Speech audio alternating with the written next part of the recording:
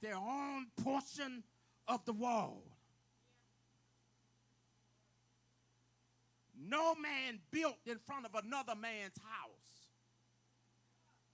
They had their own portion of the wall to build. And if I can parenthetically pause there and raise the question, what you doing in my house? You got your own wall to build.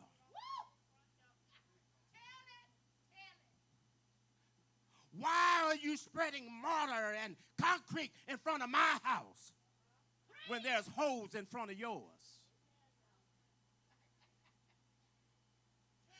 Every man had his own portion of the wall.